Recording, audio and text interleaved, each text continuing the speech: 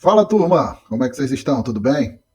Então, estamos aqui chegando à nossa segunda aula. A primeira foi de como você organizar o financeiro da sua empresa e evitar a falência.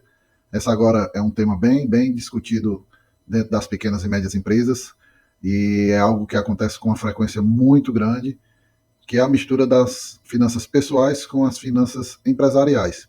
E aí, nessa segunda aula, nós vamos falar um pouco da importância e das estratégias para separar essas duas contas, né? A pessoa jurídica e a pessoa física.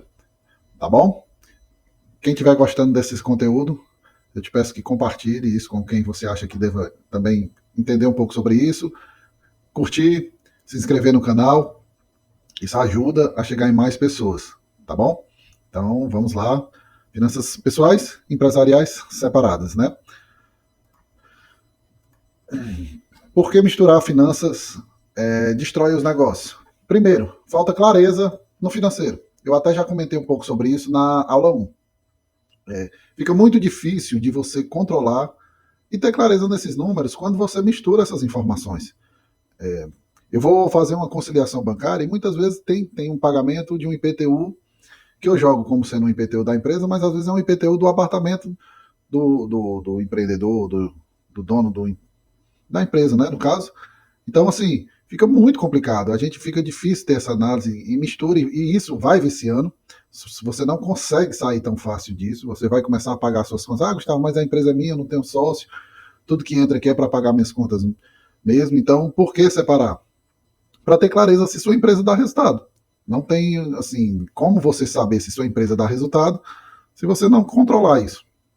Então, da mesma forma, quando você, eu vendi um terreno que é uma pessoa física lá e vou colocar aqui 20 mil na empresa. Não faz sentido. Não é uma operação da empresa.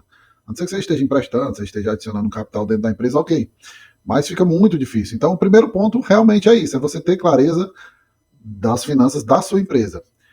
Desconta totalmente o fluxo de caixa. Porque você, dentro da sua empresa, se você for controlado, você vai ter uma projeção de fluxo de caixa.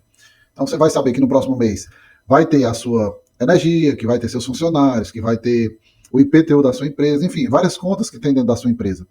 E aí estará dentro de um fluxo de caixa da empresa. Quando você faz um pagamento do aluguel da sua casa, você perde o controle do fluxo de caixa porque aquilo não estava previsto para a empresa. Então é um ponto também que atrapalha muito. Tem problemas com impostos. Então, você também começa a pagar muito imposto quando você mistura essas contas. E fica um risco muito grande. A gente sempre alerta aqui, hoje o governo está bem em cima disso, de pessoas que recebem dinheiro do Pix na conta da empresa e faz Pix para colaborador, enfim.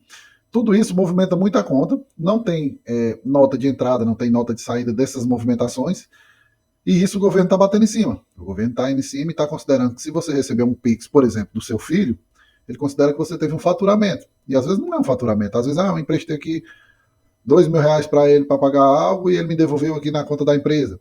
Então, o governo, para ele, para empresas do Simples Nacional principalmente, ele vai entender como uma entrada de receita, uma venda.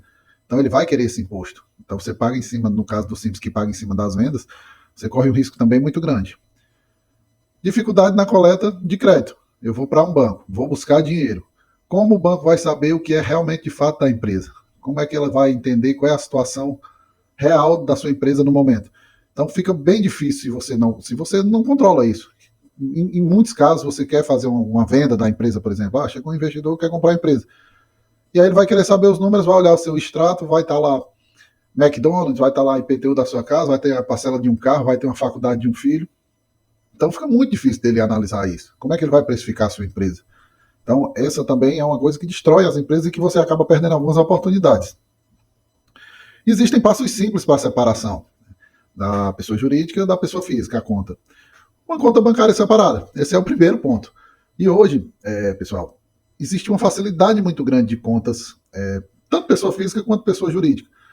E você não precisar pagar mais pela essa conta. Antigamente ainda tem alguns bancos que cobram esse plano mensal, mas hoje existem os bancos virtuais, os bancos online, que você não paga. Você não paga Pix, não paga a taxa mensal e você consegue controlar. Então, assim, estabeleça um prolabore, ou se você, eu vou pagar um condomínio todo dia 15, condomínio onde eu moro. Faça essa retirada da conta da empresa para sua conta pessoa física e paga pela conta pessoa física. Que aí vai ter um lançamento de uma retirada, de uma antecipação de lucro, de prolabore, enfim, de como for melhor classificado dentro da categoria correta. Porém, ele não vai sair da conta da empresa, entendeu? Então você já programa que esse quinzenalmente ou mensalmente vai sair esse valor e coloca dentro de um fluxo de caixa, mesmo sendo uma retirada. Certo? Define um prolabore. Isso é... Existe prolabore, uma confusão muito grande com relação a isso. Os donos de empresas, principalmente as pequenas e as médias, que são as pessoas com quem eu estou falando aqui, eles acreditam que o lucro da empresa é o prolabore dele. E não é bem assim. O prolabore é um salário. Então, independente da empresa dar resultado positivo ou dar resultado negativo, o proprietário que trabalha dentro da empresa, ele precisa ter um salário para sobreviver. E esse salário, muitas vezes, também não é... Gustavo, eu não faço pouca coisa aqui e tiro 30 mil. Não condiz. Então, assim, o prolabore, ele normalmente é definido pelo que o mercado paga mais ou menos pela função que você faz. Então, se você, eu sou o proprietário, mas eu fico mais na parte comercial. Então, busca saber mais ou menos quanto é que um diretor comercial ganha dentro do mercado, dentro de uma empresa do porte da sua, e define um prolabore parecido com isso. Se a empresa der lucro, você pode fazer retiradas lá na frente. Então, a empresa é sua. Mas você ter um prolabore fixo vai te ajudar também dentro do planejamento do fluxo de caixa. Eu sei que no próximo mês eu vou tirar 15 mil, eu vou tirar 8 mil, eu vou tirar 3 mil. Enfim, o prolabore que encaixar dentro da realidade da sua empresa. Não pode também sua empresa faturar 20 mil e você tirar um prolabore de, sei lá, de 18 mil. Porque não condiz com a realidade, certo? Tem um software de gestão financeira. Como a gente já falou anteriormente, hoje existem também vários softwares gratuitos, baratos. A gente até já falou aqui a respeito de alguns e a gente não ganha nada em cima disso. Existe o OMIE, que é um sistema muito bom. Existe o Conta Azul, que para a parte financeira ele também é um sistema muito bom. Se você também trabalhar com serviço, ele atende muito bem na emissão de boleto, na emissão de notas fiscais. Então, tenha esse controle dentro de um sistema. Se você não, Gustavo, minha empresa é realmente muito pequena, eu não quero gastar com o sistema agora, mesmo que... Existem alguns sistemas gratuitos também, se você pesquisar você vai encontrá-lo, mas lógico, com algumas limitações. E existem as planilhas de Excel, que dependendo do seu nível de Excel, você consegue ter um bom controle através delas, certo? Controle de reembolso. O que é isso, Gustavo? Controle de reembolso. É tudo que acontece dentro da sua empresa. Se você fez uma saída, registra que foi uma saída sua, que foi uma saída do seu filho, enfim, e vice-versa. Também se estiver entrando, a mesma coisa, aquilo que eu falei. Registra dentro de uma categoria como um aporte de sócio ou como uma retirada de sócio, pelo menos para a gente saber o que de fato foi movimentado sem ser da operação da empresa, entendeu? Como pagar um prolabore adequado? É aquilo que eu estava falando. Primeiro, você vai avaliar a capacidade da sua empresa. Não adianta, Gustavo, eu quero ter um prolabore de 6 mil reais e a sua empresa deixa um lucro de 2 mil. A sua empresa vai quebrar. Então, assim, você precisa entender qual é a realidade da sua empresa, de fato. Não adianta você só abrir no sonho. Beleza, você tem que sonhar, você tem que correr atrás, você tem que estabelecer metas. Foi o que a gente falou na aula passada. Porém, tem que ser dentro de uma realidade. Então, dentro do que diz o mercado, dentro da sua função e dentro da realidade da sua empresa. Não ache. Eu já peguei casos de clientes, e aí trazendo um caso assim bem comum. São clientes que já trabalham há 20 anos, têm a empresa há 20, 30 anos, mas a empresa não dá resultado, ou já deu e não dá mais. E eles querem tirar um prolabore muito alto pelo tempo que ele passou dentro da empresa. Não, Gustavo, eu mereço, já estou aqui há 30 anos, e como é que eu não vou tirar? Eu vou ficar tirando pouco.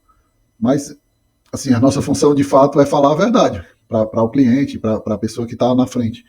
Então, assim, se sua empresa não dá resultado, não tem como você tirar. Não tem como você tirar. Você vai ter que adequar dentro da realidade.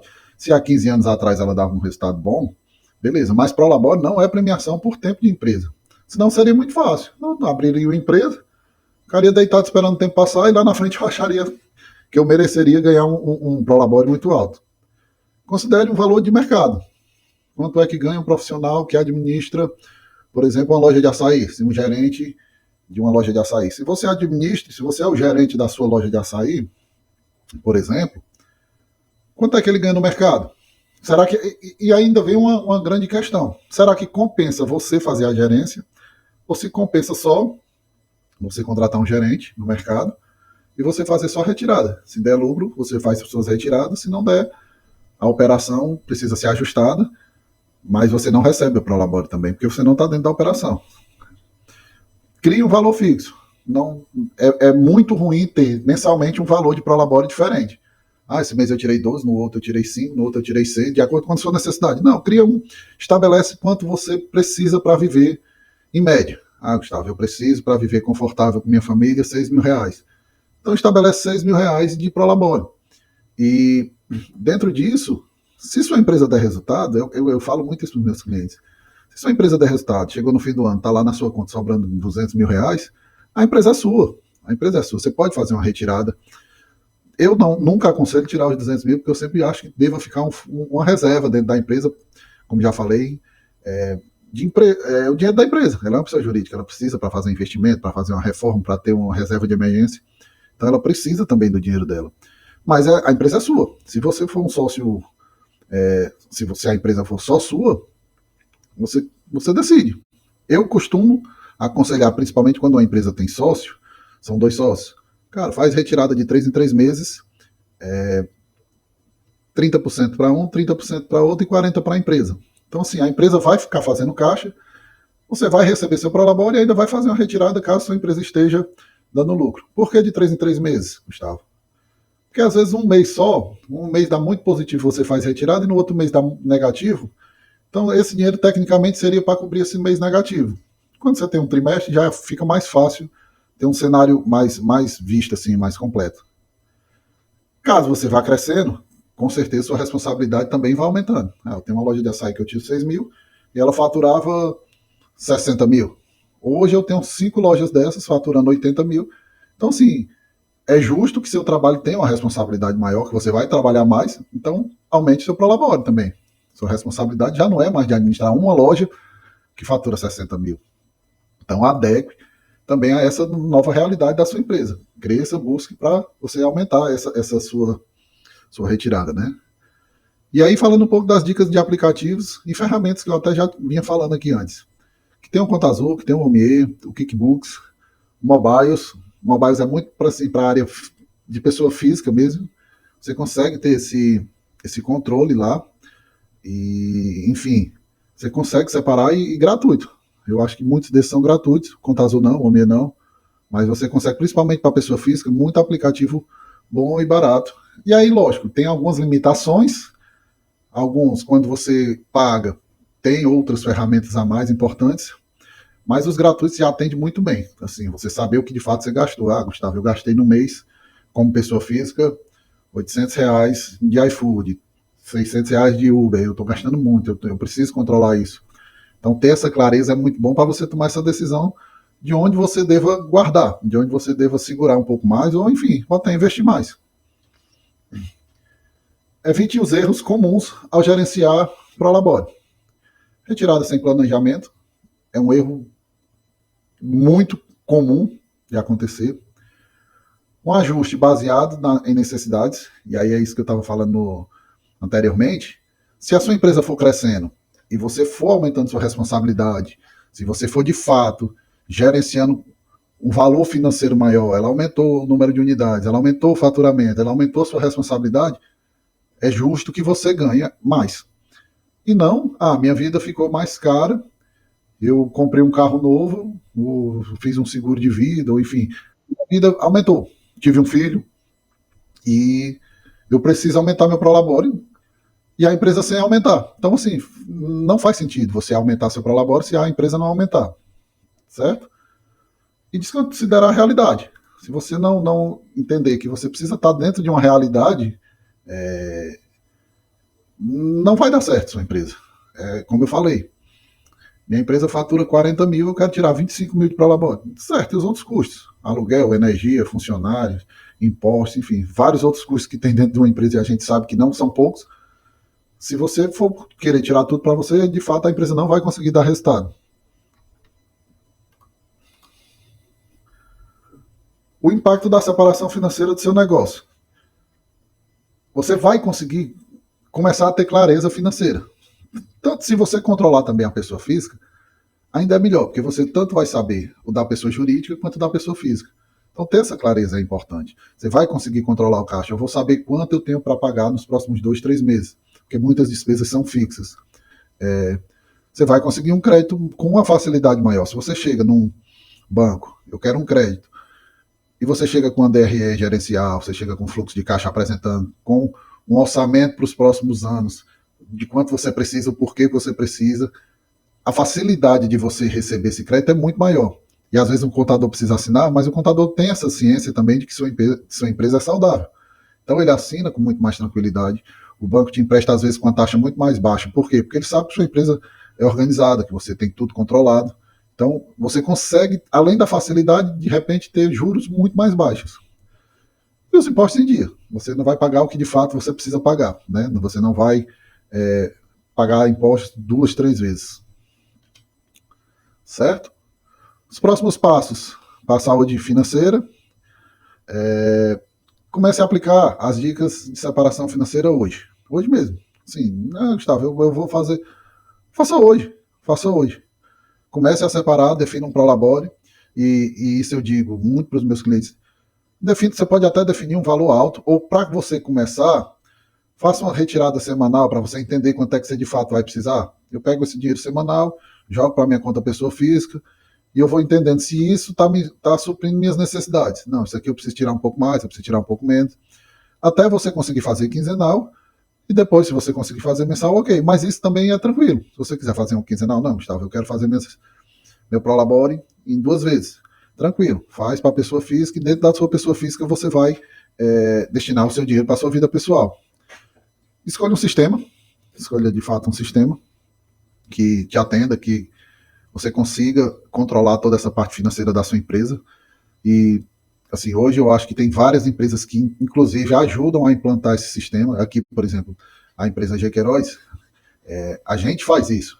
Eu já peguei vários clientes que trabalham, já peguei clientes com faturamento de 2 milhões mensais e controlava no caderno, e a gente passou para o sistema. Já peguei clientes com faturamento de 60 mil, e também, ele já no caso não era caderno, era planilha, mas tinham várias planilhas para controlar o financeiro. Eles até tinham de fato o controle, mas as informações para você colher era muito difícil, porque eram espalhadas em 6, 7, 8 planilhas, não me recordo, mas eram muitas planilhas para você pegar a informação.